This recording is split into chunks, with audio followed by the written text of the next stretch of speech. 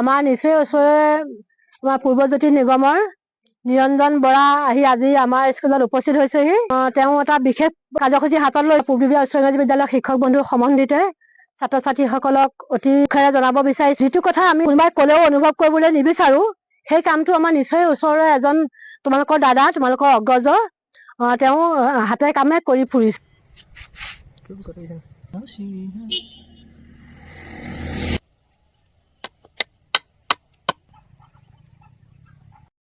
গম পাইছা নহয়? কিহৰ স্বাৰ্থত? পৃথিৱীখনৰ মংগল কৰাৰ স্বাৰ্থত, আমাৰ প্ৰত্যেকটো জীৱ জগতৰ মংগল কৰাৰ স্বাৰ্থত তেওঁ ধুনীয়াকৈ এখন বেনাৰ লৈ তাত লিখিছে যে সপোনৰ সেউজীয়া অসম, আমাৰ লক্ষ্য 1 লাখ বৃক্ষ ৰোপণ, গছ নাকাটিব, গছ থাকিলেহে আমি থাকিম। সেউজীয়া নকৰিলে কি হ'ব? তোমালোকে যোৱাটো বৰ্ষত পাইছা নহয়, বৰষুণ হৈছিলে নে? খুব কম বৰষুণ হোৱা নাই নে?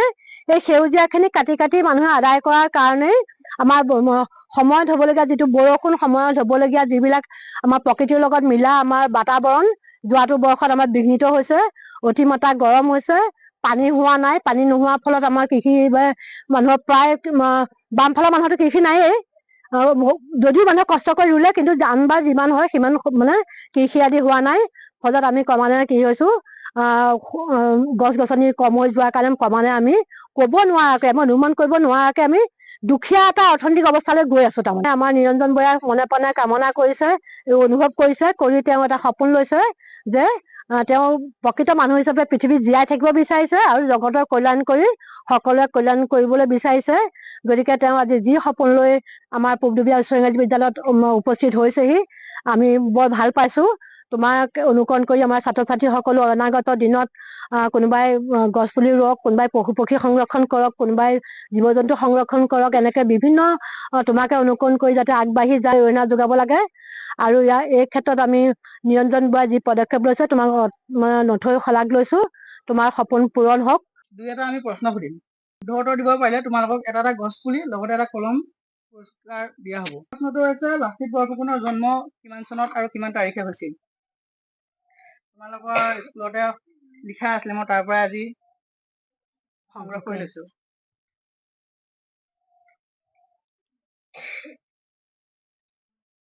পাৰা যদি আগলৈ ওলাই আহা হাত দাঙি।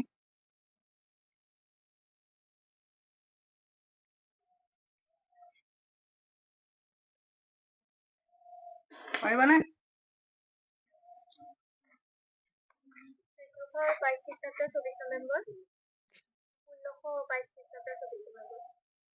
উত্তৰতৰ ভুলকে কৈছিলে যদিও চেষ্টা কৰিলে। উত্তৰতৰ আমি এটা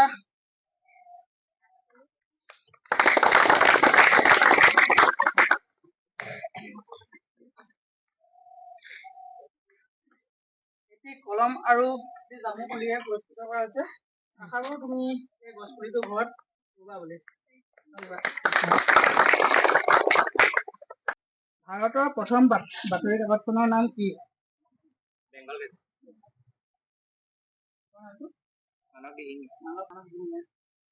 দ্বিতীয় পুৰস্কাৰটো পাবলৈ সক্ষম হৈছে। এটি কলম আমি পুৰস্কৃত কৰিলো, লগতে আৰু এটা গছ পুলি।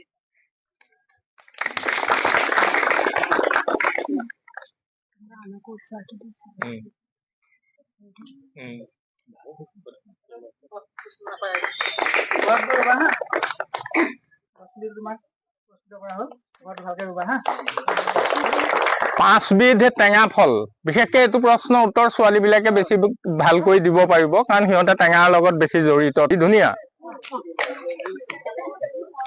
কৰ্দৈ, নেমু, ঔটেঙা, ঔটেঙা, জলফাই, জলফাই, আৰু কিবা দৈ আছে, খোলেং টেঙা। এইটো হেৰাই যোৱা এটা টেঙা ফল, বৰ্তমান আমাৰ এইবিলাক অঞ্চলত পাবলৈ ঠিক নাই বুলি ক'ব পাৰি, নহয় নে? কৰ্দৈ, জলফাই, নেমু টেঙা, ঔটেঙা, খোলেং টেঙা। খোলেং টেঙাৰ প্ৰজাতিটো কিন্তু বৰ্তমান আমাৰ এই অঞ্চলৰ পৰা হেৰাইছে, আমি দেখাই নাই এতিয়া। তোমাৰ নামটো লগতে আৰু নমস্কাৰ, মোৰ নাম শ্ৰী হিমাংক লাহন। কাৰোবাৰ ঘৰত খোলেং টেঙা গছ আছে নেকি বাৰু? কাৰ ঘৰত আছে? ঠিক আছে, কেতিয়াবা পুলি এটা দিব লাগিব দেই, মোৰ বাৰীত ৰুম। এটি গছ পুলি আৰু এটি কলমেৰে পুৰস্কৃত কৰা হ'ল। গছ পুলিটো ঘৰত নি ভালকে ৰুবা। বিধমান ঔষধ জাতীয় উদ্ভিদৰ নাম। ভেদাইলতা, মানিমুনি, এইটো মোক দুপৰ টেঙা, বৰমানিমুনি, নৰসিংহ, নিম। নমস্কাৰ, মনাক্ষী পাহি বেদিয়া। বেদিয়া ঠিকে আছে। ঔষধীয়া একো নহয়। পাহি বেদিয়াক এটি জামুপুলি আৰু লগতে এটা কলমেৰে পুৰস্কৃত কৰা হ'ল। তুমি ঘৰত ৰুবা দেই, হ'ব। ঔষধি উদ্ভিদ দুটাৰ নাম ক'ব লাগে। ঔষধি উদ্ভিদ, ঔষধ জাতীয় উদ্ভিদ আৰু ঔষধি গছৰ পাৰ্থক্য আছে।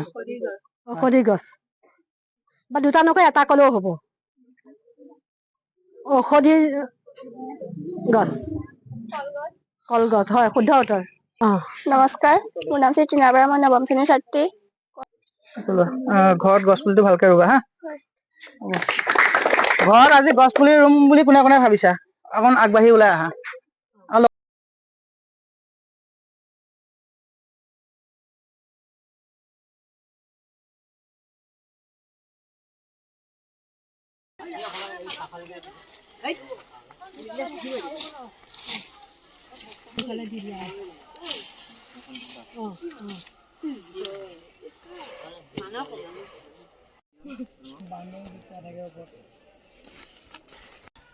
মোৰ নাম শ্ৰী কনক বৰদলৈ। কনক বৰদলৈ।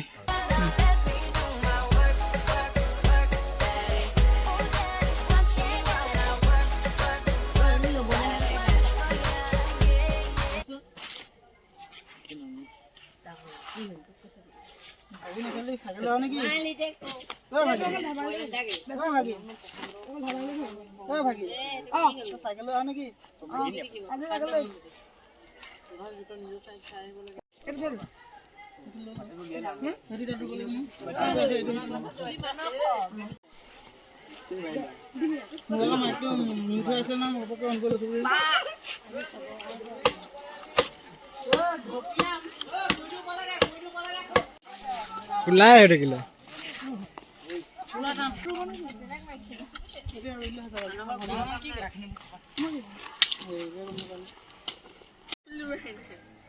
নামটো কনক বৰদলৈ। কনক বৰদলৈ দুবাৰ ৰুলে।